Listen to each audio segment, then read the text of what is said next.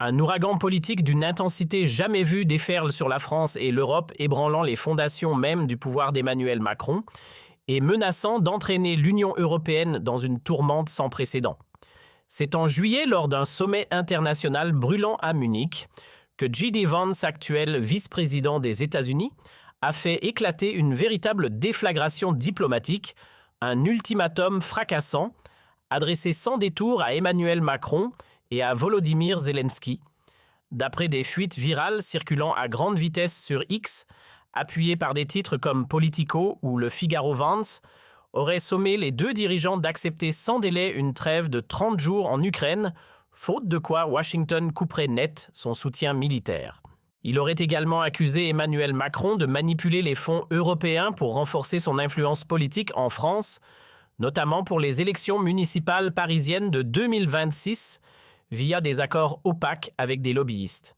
Face à cet ultimatum, Emmanuel Macron, humilié devant les caméras, a tenté de riposter, mais s'est retrouvé isolé tandis que Volodymyr Zelensky a dénoncé une trahison américaine. Ce scandale qualifié de choc absolu a déclenché un chaos diplomatique, des manifestations en France et une crise majeure à Paris. Que contient cet ultimatum? Pourquoi J.D. Vance cible-t-il Emmanuel Macron? La France et l'Union européenne vont-elles céder? Accrochez-vous car nous révélons une vérité que les médias grand public n'osent pas montrer, avec une perspective unique qui secoue tout. Imaginez la scène, le sommet de Munich, une salle remplie de chefs d'État et de diplomates discutant de l'avenir de l'Ukraine. À l'ordre du jour, un cessez-le-feu proposé par les États-Unis. Ce qui commence comme une négociation tendue se transforme en un véritable tribunal contre Emmanuel Macron. J.D. Vance, figure montante de l'administration, Trump prend la parole et, avec une colère contenue, assène un coup dévastateur. L'Europe doit arrêter ses gesticulations et se plier à la réalité. Lance-t-il avant de révéler des documents explosifs. Des rapports suggèrent qu'Emmanuel Macron aurait détourné des fonds européens pour financer des campagnes politiques en France, tout en soutenant des livraisons d'armes à l'Ukraine sans aucune transparence. Selon J.D. Vance, ces fonds initialement prévus pour des projets climatiques auraient été mobilisés afin de renforcer la campagne de Rachida Dati à Paris par le biais de comptes. Un ouragan politique d'une intensité jamais vue déferle sur la France et l'Europe, ébranlant les fondations même du pouvoir d'Emmanuel Macron et menaçant d'entraîner l'Union européenne dans une tourmente sans précédent. C'est en juillet, lors d'un sommet international brûlant à Munich, un ouragan politique d'une intensité jamais vue déferle sur la France et l'Europe, ébranlant les fondations même du pouvoir d'Emmanuel Macron et menaçant d'entraîner l'Union européenne dans une tourmente sans précédent. C'est en juillet, lors d'un sommet international brûlant à Munich, que J.D. Vance, actuel vice-président des États-Unis, a fait éclater une véritable déflagration diplomatique, un ultimatum fracassant, adressé sans détour à Emmanuel Macron et à Volodymyr Zelensky. D'après des fuites virales circulant à grande vitesse sur X, appuyées par des titres comme Politico ou Le Figaro Vance, aurait sommé les deux dirigeants d'accepter sans délai une trêve de 30 jours en Ukraine, faute de quoi Washington couperait net son soutien militaire. Il aurait également accusé Emmanuel Macron de manipuler les fonds européens pour renforcer son influence politique en France, notamment pour les élections municipales parisiennes de 2026, via des accords opaques avec des lobbyistes.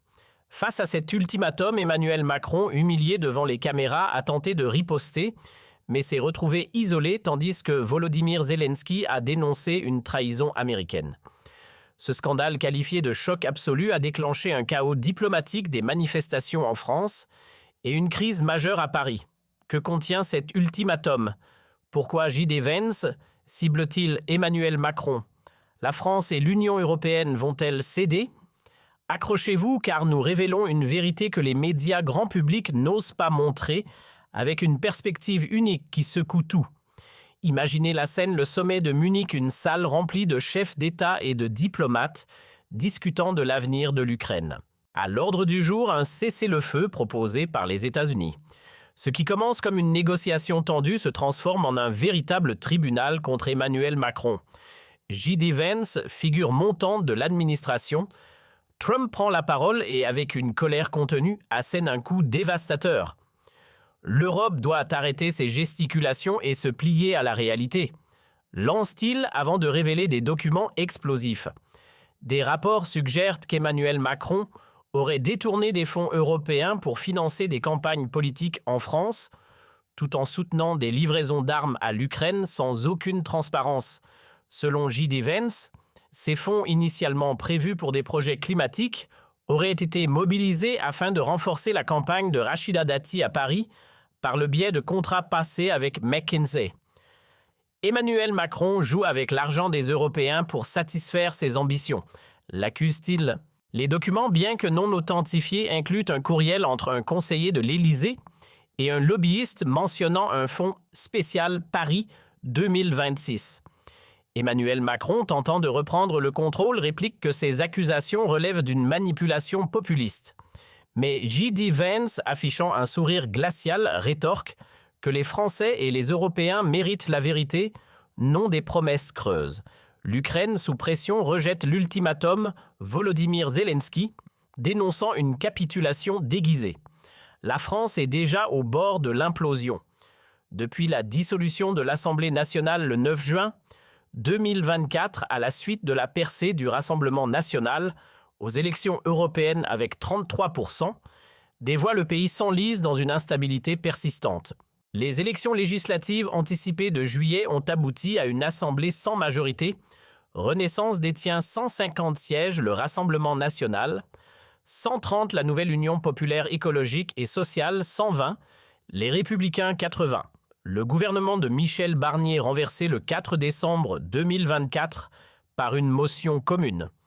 Rassemblement national, nouvelle Union populaire écologique et sociale a été remplacée par François Bayrou, nommé Premier ministre le 13 décembre. Son plan d'austérité de 43,8 milliards d'euros gelant les pensions de 15 millions de retraités à hauteur de 200 € par an, supprimant les jours fériés du 8 mai et du lundi de Pâques, supprimant également des postes dans l'éducation, fermant 50 hôpitaux régionaux et 30% des lignes de train à grande vitesse régionale a mis le feu aux poudres. L'économie française est en crise. L'inflation atteint 4,5%, les prix de l'énergie flambent de 20% et les violences urbaines progressent de 12% selon le ministère de l'Intérieur. Renault perd 15% de parts de marché face à Tesla et BMW, tandis qu'Alstom se trouve menacé par la concurrence venue de Chine. 5 000 € par seconde, ces 10 secondes viennent de coûter 50 000 € aux contribuables français, un gouffre qui ne cesse de s'élargir en grande partie à cause de 7 hommes. En cette année passée au pouvoir, Emmanuel Macron a ajouté plus de 300 milliards d'euros à la dette publique. Qui réglera les intérêts? Certainement pas lui, trop occupé à faire pleuvoir les milliards en direction de l'Ukraine. Pendant ce temps, il nous étrangle. Les impôts explosent, plus de 127 milliards d'euros prélevés via la taxe sur la valeur ajoutée, l'impôt sur le revenu et diverses taxes. Votre fiche de paie fond comme neige au soleil. En 3 années, le prix du panier moyen a bondi de plus de 22%. L'insécurité grimpe, plus 7% de tentatives d'homicide, plus 7% de violences sexuelles, plus 6% de trafic de drogue. En une seule année, les jeunes se font broyer par les écrans.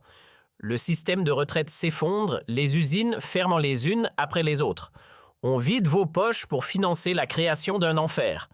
Pourquoi nos dirigeants s'acharnent-ils à détruire la France? Réponse: l'argent. Emmanuel Macron et ses alliés s'enrichissent grâce au délit d'initié au partenariat secret et à la vente du patrimoine national. Pourquoi s'arrêterait-il? C'est trop rentable et personne ne réagit. Le peuple est tétanisé. Ceux qui ont essayé ont payé le prix fort. Alors soyons réalistes, rien ne changera. Les impôts continueront de grimper, l'insécurité de se propager et vos poches d'être vidées. La seule solution est d'être égoïste pour vous protéger, vous et votre famille. Gagner plus d'argent, mais comment? Travailler davantage, faire des heures supplémentaires ne sert à rien. Un deuxième emploi, vous êtes déjà à bout. Prendre des risques illégaux pour finir derrière les barreaux? Non, il existe une autre voie légale simple et méconnue. Dès ce soir, vous pouvez commencer à vous affranchir de ce système qui ne cherche que votre asservissement. Nous avons tout rassemblé dans un groupe Telegram privé. Cliquez ici pour nous rejoindre gratuitement avant qu'il ne soit trop tard. Un sondage Toluna Harris. Interactive de mars 2025 montre que seuls 23% des Français font confiance à Emmanuel Macron, le tenant pour responsable des crises.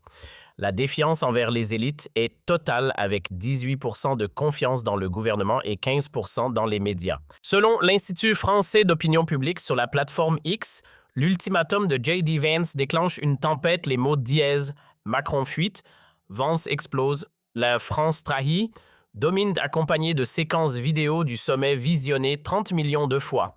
Les messages complotistes affirment J.D. Vance démasque Emmanuel Macron, il pille l'Europe pour ses magouilles, et d'autres ajoutent Emmanuel Macron et Volodymyr Zelensky capitulent devant Donald Trump. Les mêmes affluent, représentant Emmanuel Macron comme un valet de Bruxelles et J.D. Vance comme un justicier. Les accusations de J.D. Vance s'appuient sur des tensions réelles. En mai, Emmanuel Macron et d'autres dirigeants européens ont lancé un ultimatum à la Russie pour un cessez-le-feu de 30 jours sans succès. J.D. Vance, sceptique quant à l'engagement européen, avait critiqué cette initiative comme une simple gesticulation politique. Son ultimatum fictif à Munich amplifie ces tensions, exigeant qu'Emmanuel Macron et Volodymyr Zelensky acceptent un cessez-le-feu placé sous supervision américaine, faute de quoi les États-Unis cesseraient tout soutien militaire à l'Ukraine. Le 29 juillet 2025, l'Assemblée nationale retransmise sur la chaîne parlementaire devient un champ de bataille. Jordan Bardella soutient J.D. Vance, accusant Emmanuel Macron de trahir la France et l'Europe. Marine Le Pen publie sur le réseau social « J.D. Vance a raison ».